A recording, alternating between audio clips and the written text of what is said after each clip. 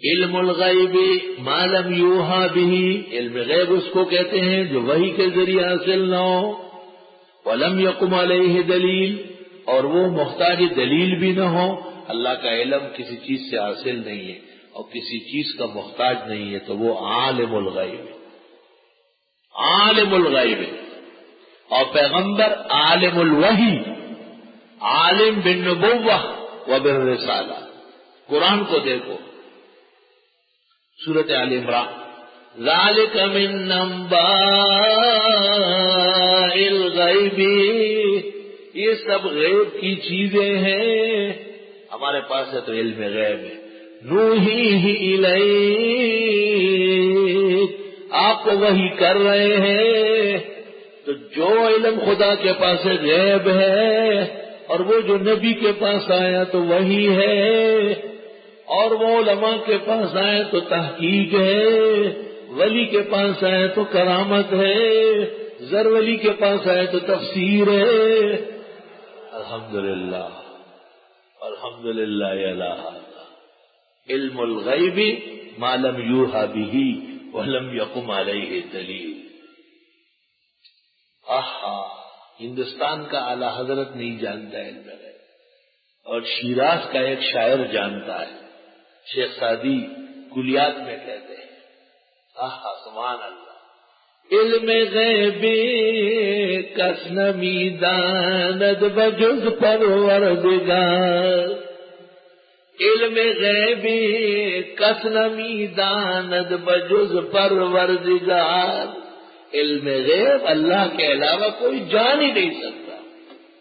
ہر کے او گوید کی میدانم ازوما باور مدار، جو کہے کہ میں جانتا ہوں یا فلاں نبی اور ولی غیب دان ہے، اس پر باور نہ کرنا۔ مصطفیٰ ہرگز نہ گفتے تا نہ گفتے جبرائیل، اور جبرائیل ہم نہ گفتے تا نہ گفتے کردگار، مل مسئول عنہا بعالم من السائل۔ یہ حضرت تب بتاتے جب جبریل آتے، اور جبریل تب جانتے جب رب العزت کی طرف سے ان کو بتایا جاتا۔ فقہاء، محدثین، مفسرین، تمام امت اس پر متفق ہے کہ جس نے ولی یا نبی کو حیاً میتاً کسی درجے میں بھی غیب دان کہا، اس نے کفر کر کفر کر۔ میں اپنے مقام پر سینکڑوں حوالے لکھواؤں گا انشاءاللہ، جلد اور صفحے گنواؤں گا۔ یہ تو ابتدائیات ہے، اور غیب کا مسئلہ اپنے مقام پر مستقل آئے گا انشاءاللہ۔ طلباء اس میں منظور نعمانی رحمت اللہ علیہ کی بوارق الغیب، مولانا منظور نعمانی بہت بڑے مناظر تھے دیوبندیوں کے، اتنے زبردست مناظر تھے کہ پانس بریلی جا کے احمد رضا خان کے شہر میں ان کے مدرسے نے ان کے شیخ الحدیث رحمۃ اللہ سے مناظرہ کیا۔ دیکھ لیں آپ فتح بریلوی کا دلکش نظارہ، فتح بریلوی کا دلکش نظارہ، بہت بڑے مناظر تھے، امام سے مناظرے مولانا منظور نعمانی۔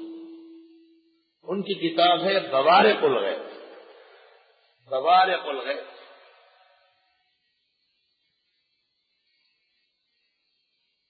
اور مولوی عصمت علی جس کو بریلوی ثانی اعلی حضرت کہتے تھے، مظہر احمد رضا خان، اس کے ساتھ سیلانے والا میں مناظرہ کیا، سیلانے والا پنجاب۔ اس مناظرے میں مولانا کرم الدین تبیر قاضی مظہر حسین کے والد متاثر ہو کے اہل عقیدہ ہو گئے، یہ حکم تھے بریلیوں کی طرف سے، لیکن یہ مولانا منظور صاحب نے شعر بے شک کو ہلا دیا،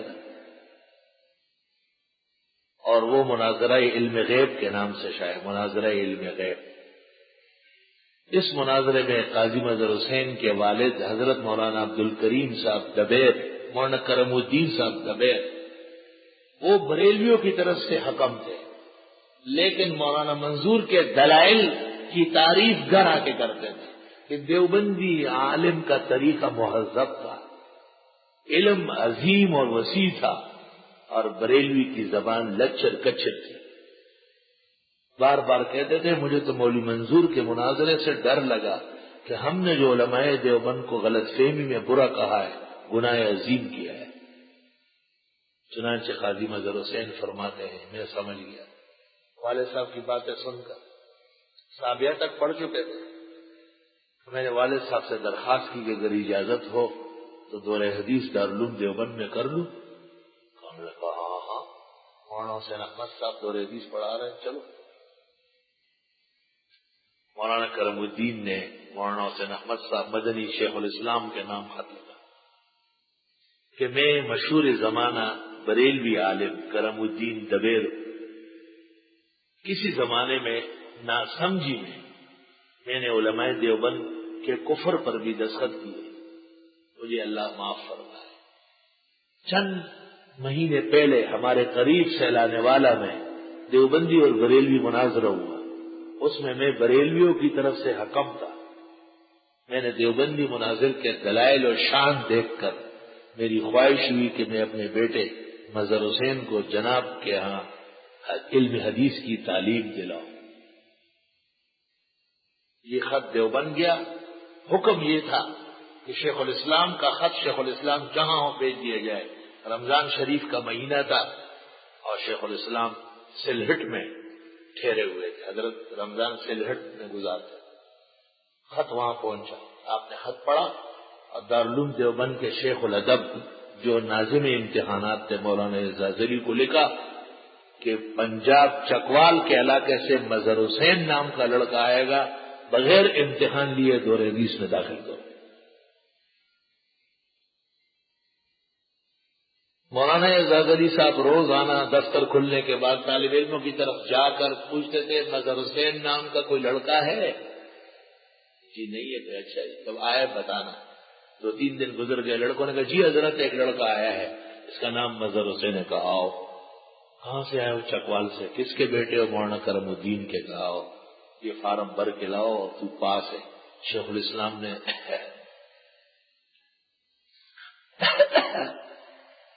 سلہٹ سے حکم دیا، قاری صاحب نے سال بھر دورہ حدیث کیا، تعطیلات میں گھر آئے، والد صاحب کو بتاتا سارے سال کا۔ اگلے سال شوال میں والد نے حکم دیا دوبارہ جاؤ، ولی کامل روئے زمین پر حسین احمد ہے، جب تک حضرت زندہ ہو ہر سال دورہ کرتے رہو۔ قاضی مظہر حسین دوبارہ گئے، 41 اور 42 دونوں سال، 41 اور 42، اور دورہ حدیث کر کے رمضان شریف شیخ کے ساتھ گزارنے کے لیے والد کے حکم پر سلٹ چلے گئے۔ حضرت شیخ نے بھی ساتھ رہے کہ تم سلٹ چلو۔ قاضی صاحب اپنے کائنات علم و عمل میں پختہ اور راسخ علماء میں سے، پختہ اور راسخ آن بان کی اہل حق کی، بڑے شان و شوکت کے بزرگ تھے۔ اللہ تعالیٰ ان پر رحمتوں کی بارش برسائے اور ان کی جلیل القدر خدمات حق کے لیے قبول فرمائے۔ یہ واقعات تقریباً حضرت صاحب کی کتاب آفتاب نبوت میں موجود ہے، جو ان کے والد کی کتاب قاضی صاحب نے شائع کی، خود شروع میں حضرت نے۔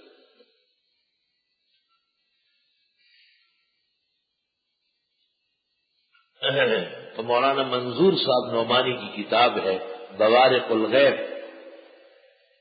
علم غیب کے لیے وہ اصل ہے، اور تفصیل بریلوی ڈکوس لے اتھے دا گڑا دا بڑا دا، اس سے بچنے کے لیے امام اہل سنہ محقق الاسر فخر دیوبند حضرت الشیخ مولانا سرفراز خان بارک اللہ فی حیاتہم القیمہ وکثر اللہ امثالہم واتباعہم وتقبل اللہ مساعیہم الجمیلہ لإعلاء کلمۃ الحق ونشر السنہ وقمح الباطل۔ حضرت صاحب کی کتاب ہے ازالت الریب عن عقیدہ علم الغیب، انسائکلوپیڈیا ہے اس موضوع پر، ازالت الریب عن عقیدہ علم الغیب، یعنی عن عقیدت علم الغیب، انسائکلوپیڈیا ہے اس موضوع پہ۔ اللہ نے فرمایا میں نے کہا نہیں تھا تم سے کہ بے شک میں جانتا ہوں غیب آسمان و زمین کے،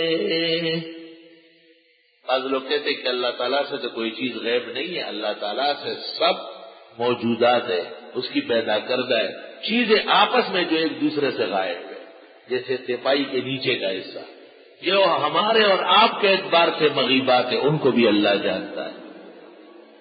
وَأَعْلَمُ مَا تُبْدُونَ وَمَا كُنتُمْ تَكْتُمُونَ، اور میں جانتا ہوں جو تم ظاہر کرتے ہو اور جو تم چھپاتے ہو۔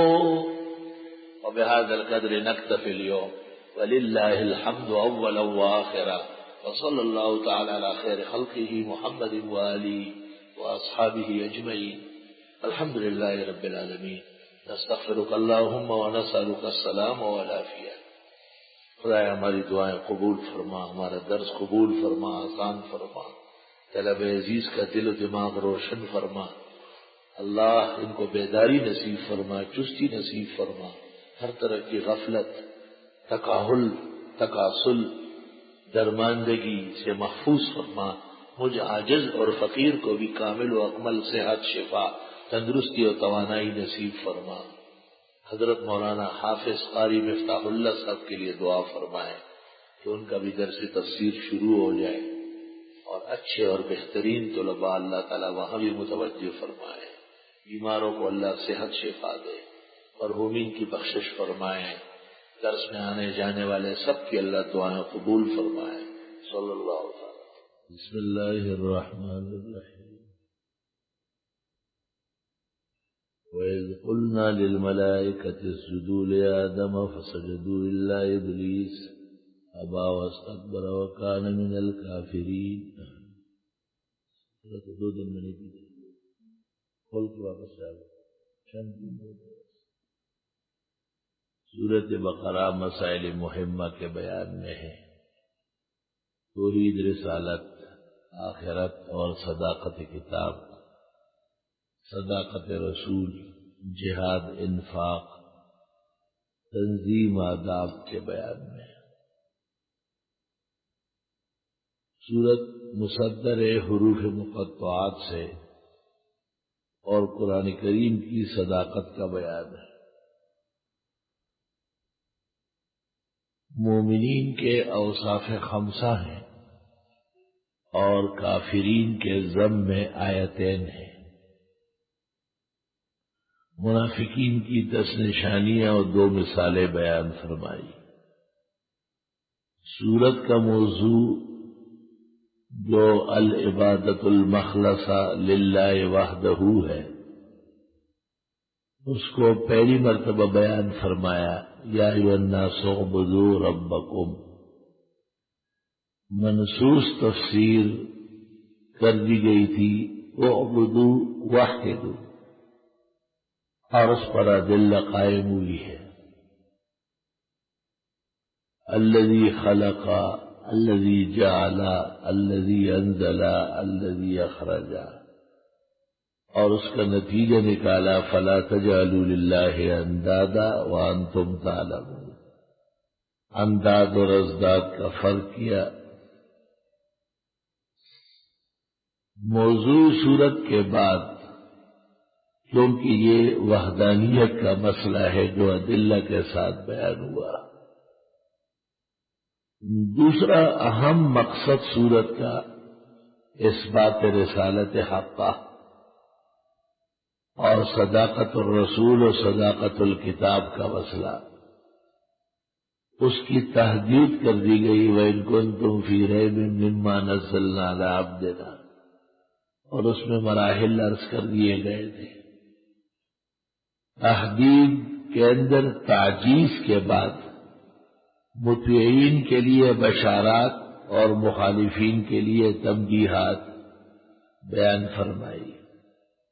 قرآن مجید میں امثلہ جو تفہیم کے لیے ہے ان کی حکمت بالغہ بیان ہوئی۔ فَأَمَّا الَّذِينَ آمَنُوا فَيَعْلَمُونَ أَنَّهُ الْحَقُّ مِن رَّبِّهِمْ، اور جن لوگوں پر اتمام حجت ہوتا ہے، وَأَمَّا الَّذِينَ كَفَرُوا فَيَقُولُونَ مَاذَا أَرَادَ اللَّهُ بِهَٰذَا مَثَلًا يُضِلُّ بِهِ كَثِيرًا وَيَهْدِي بِهِ كَثِيرًا، اور ان کے نقصانات نقض عہد اور قطع صلہ رحمی، فساد فی الارض، تو نعمتوں کا بیان شروع ہو گیا احسانات کی یاد دہانی کے لیے۔ کیف تکفرون باللہ وکنتم امواتا، تم تھے ہی نہیں، تمہیں وجود دے دیا، تمہیں پھر موت دی جائے گی اور پھر زندگی ملے گی، اس کے بعد موت نہیں ہوگی۔ روئے زمین کی ہر چیز تمہارے منفعت میں ہے۔ والذی خلق لکم ما فی الارض جمیعا، اور آدم علیہ السلام تمہارے جد امجد کو خلیفہ بنایا، ملائک کا مسجود بنایا، اور آگے ہے کہ ان کی توبہ قبول کی، ان کی توبہ قبول کی۔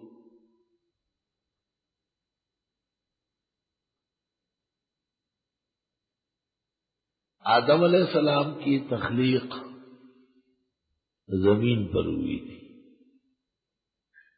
اور حضرت آدم چونکہ زمین کے سطح سے لیے گئے تھے اور تمام زمین کی مٹی اس میں شامل تھی۔ آدم لأنہ اخذ من ادم الارض،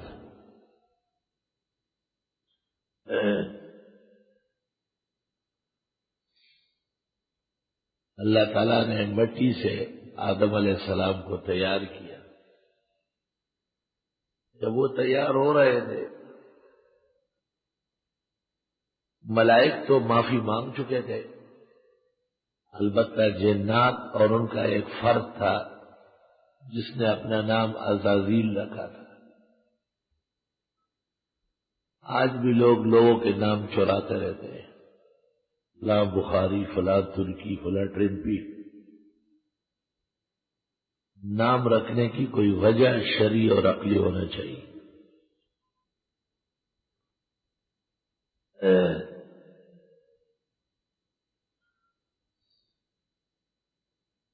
جس وقت آدم علیہ السلام کے متعلق اعلان ہوا، اور یہ اعلان سورۃ ہجر میں ہے کہ پہلے ہوا ہے، انی خالق بشرا من طین فاذا سویتہ ونفخت فیہ من روحی فقعوا لہ ساجدین۔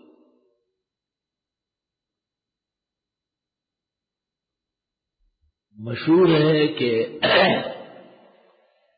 ابلیس طاؤوس الملائکہ کہلاتا تھا، اور یہ جنت میں ملائک کو پڑھاتا تھا۔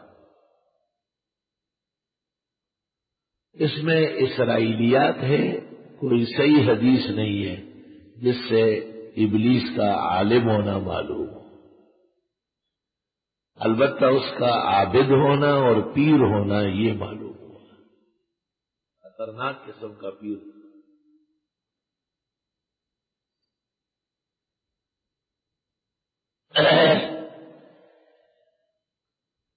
علم تو معرفت الہی کا نام ہے، اگر معرفت ہوتی تو اس دجل میں کیوں مبتلا ہوتا؟ تاہم علم کرائے حق نہ نمایت جہالت است، وہ علم جو رائے راست نہ بتا سکے وہ بدترین قسم کی جہالت ہے۔ اللہ تعالی کی طرف سے اعلان ہوا تھا کہ تم میں سے ایک پر میں لعنت کروں گا۔ کہتے ہیں کہ ابلیس نے سب کے لیے دعا کی، اپنے لیے نہیں کی۔ حکم یہ ہے کہ دعا پہلے آدمی اپنے لیے کرے، اللہم اغفر لی وللمسلمین والمسلمات۔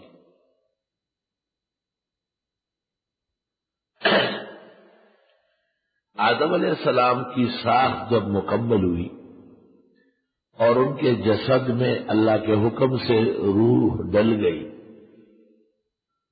اور وہ اٹھ بیٹھے، بعض روایات میں ہے کہ انہیں کہا گیا کہ تھوڑا صبر کرے، لیکن وہ جلدی اٹھے اور چھینکیں آنے لگی، اور بعض روایات میں ہے کہ آدم علیہ السلام کو روح ملنے کے بعد اتنا حسن تھا ایسے حسین جمیل تھے کہ ملائک شرما گئے. اللہ تعالیٰ نے بہت بڑا حسن عطا کیا تھا. اور یہ حسن اولاد آدم پر تقسیم ہے، اور ان میں ذرات ہوتے ہیں، اسی سے دنیا کے اندر حسن و جمال کے کرشمے پھوٹتے ہیں. ملائک ممتاز مخلوق تھی، مقدس، اور انہوں نے ایک بات کہی تھی کہ تجعل فیہا من یفسد فیہا ویسفک الدماء ونحن نسبح بحمدک ونقدس لک. اللہ تعالیٰ کو یہ بات پسند نہیں آئی تھی، اور پھر وہ آدم علیہ السلام کے مقابلے میں امتحان ہار گئے تھے، اور یہ امتحان انہوں نے ہارنا ہی تھا، کیونکہ وہ ان ضروریات سے ماوراء الورا تھے، اور ان ضروریات کا حامل حضرت آدم علیہ السلام تھے. اس سے یہ بات معلوم ہوئی کہ جب کسی مضمون کی اہمیت دل میں ہو تو آدمی متوجہ رہتا ہے. اس سے پتہ چلتا ہے کہ جو سونے لگتے ہیں، ابھی میں آ رہا تھا تو راستے میں ایک گیدڑ گل سو رہا تھا. بھئی ابھی درس شروع نہیں ہوئے اور آپ کو نیند آ رہی، وہ آپ کو پتا ہے کہ اس وقت استاد یہاں سے گزرے گئے تو آپ اتنے بے شرم بے حیا ہیں.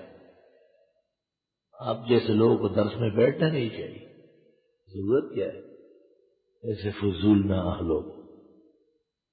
ناظموں کو چاہیے کہ ڈنڈے لے اور ہر 15-20 منٹ میں آ کے ان کو دیکھو وہ کس کے لگائے. بس رعایت ختم ہے. اب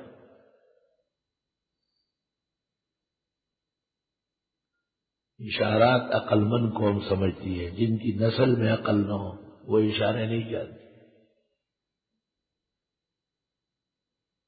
نیند تو سب کو آتی ہے، اگر میں بھی یہاں نہ آؤں تو سوتے ہی رہوں گا، اور اگر آپ بھی درس میں نہ بیٹھتے تو نیند بھی آپ کا حصہ تھا. لیکن آپ کو ان مزدوروں سے حیا اور شرم نہیں آتی جو روٹی کمانے کے لیے زمین کھودتے ہیں اور بڑی بڑی تغاریاں اٹھاتے ہیں، بلاک اٹھاتے ہیں، وہ درمیان میں سو سکتے ہیں. عشق مولا کم کے از لیلا بوت، تو درس اور تفسیر سے آپ کا تعلق اس سے بھی کم ہے. نہیں سویا کرے، بالکل بیدار رہے. وَإِذْ قُلْنَا لِلْمَلَائِكَةِ، اور جس وقت ہم نے کہا فرشتوں سے اسجدوا لآدم، سجدہ کرو حضرت آدم کا. یہ سجدہ جو حضرت آدم کے لیے کہا گیا ابتلائی سجدہ تھا، آزمائش کا سجدہ تھا. فسجدوا، سب نے سجدہ کیا، الا ابلیس، مگر ابلیس نے نہیں کیا. ابا، انکار کیا، واستکبر، اور تکبر کیا. وکان من الکافرین، اور تھا علم خداوندی میں کافروں میں سے. دوسری توجہ یہ ہے کہ کانا اس میں تجرید ہو گئی، سوارا کے معنی میں. وکان من الکافرین وسوارا، اور ہو گیا اس سجدے سے انکار کی وجہ سے کافر ہو گئے.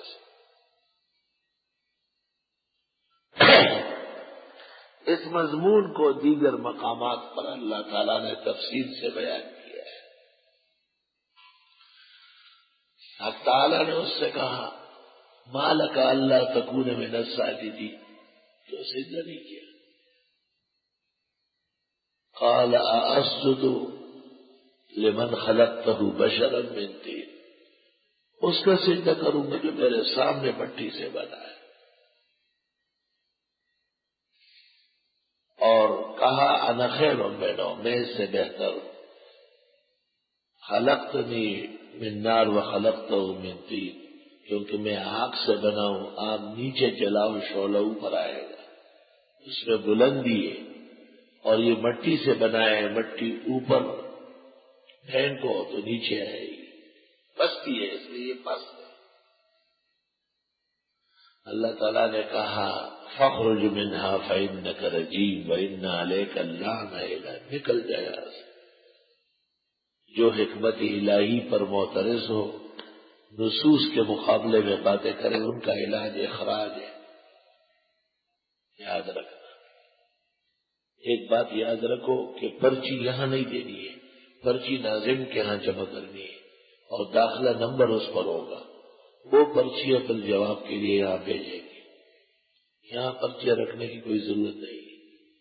ہمارے یہاں تفسیر کا یہ طریقہ ہے کہ جو لوگ سوال کرتے ہیں وہ وہاں وقفے میں جمع کراتے ہیں، وہ اس کا جائزہ لیتے ہیں کہ یہ کون ہے، ماں باپ اس کے معلوم ہے یا نہ معلوم ہے، تاکہ سوال کے وزن کا پتہ ہو۔ بعض سوالات ایسے ہوتے ہیں جن کو ہم علیحدہ بلاتے ہیں، سمجھاتے ہیں، کیونکہ سوال کا علم بہت بڑا ہے۔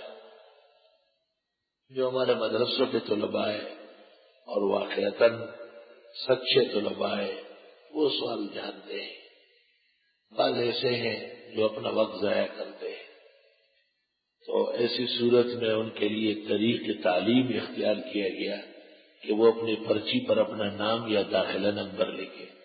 ناظم کو پتہ چلتا ہے کہ یہ لڑکا اس نام کا ہے یا نہیں۔ بعض جوابات وہ وہیں دے دیتے ہیں۔ یہ خیال اس سے پیدا ہوا کہ ابلیس کو غلط بات کرنے سے نکال دیا گیا اور اس پر لعنت ہوئی، تو پتہ چل گیا ہے کہ غلط باتیں کرنے سے آدمی کی پٹائی ہو جاتی ہے۔ صرف درس نہیں دینا ہے، لوگوں کو انسان کا بچہ بنانا ہے اور انہیں انسانیت سمجھانی ہے۔ کوئی نئی بات نہیں آپ کے لیے۔ یا ایھا الذین آمنوا، اے ایمان والو، لا تسألوا عن اشیاء ان تبد لکم تسؤکم، نہیں پوچھو ایسی چیزوں کے بارے میں اگر بتا دی جائے تو رو گے، غمگین ہوں گے۔ یہ سخت وعید آ گئی اور حدیث طلباء نے تو دورے اور موقوف علیہ والوں نے پڑھی ہے کہ صحابہ کرام نے پوچھنا چھوڑ دیا تھا، کہ پوچھنے سے اللہ اور رسول خفا ہو رہا ہے۔ اس پر جبریل آئے اور انہوں نے سوالات کیے، یا محمد اخبرنی مل اسلام مل احسان، قریب بیٹھ گئے اور ہاتھ رکھے محمد محمد کرتے رہے۔ صحابہ حیران ہو گئے، یہ تو منع ہے، اشارہ ہے کہ اچھا آپ کو یہ خیال ہے کہ ایسا نہیں پوچھنا چاہیے، تو آپ خود کیوں ایسے پوچھتے ہیں؟ ایسی بات ہے۔ یا ایھا الذین آمنوا لا تقولوا رائنا، اے مسلمانوں کمزور و مبہم الفاظ نہ استعمال کرو۔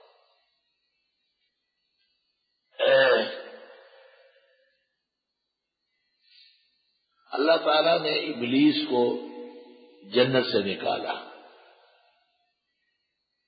کہاں پھینکا؟ اس میں دو قول ہیں۔ ایک قول یہ ہے کہ کشمیر میں، اور دوسرا قول یہ ہے کہ کابل میں۔ بعض علماء کہتے ہیں کشمیر اور کابل ایک حکومت ہے، جیسے پشاور دہلی حکومت میں شامل رہا ہے ہندوستان متحدہ کے دور میں۔ مزے لو۔ ابو ریحان البیرونی جس کی قبر غزنی میں ہے، یہ 5ویں صدی ہجری میں دنیا کا مورخ اور سائنسدان گزرا ہے، ابو ریحان البیرونی۔ اس نے سفرنامہ میں لکھا ہے، ولدت بالبیرانیہ وہی قریۃ من قرائے سندھ۔ بیرانیہ ٹنڈو محمد خان کے پاس ایگریکلچر کالج ہے، وہاں بہت بڑا۔ ابو ریحان لکھتے میں بیرانیہ میں پیدا ہوا ہوں، یہ سندھ کی بستیوں میں سے ایک بستی ہے، وہ سندھ من نواحی کابل، سندھ کابل حکومت سے ملحق۔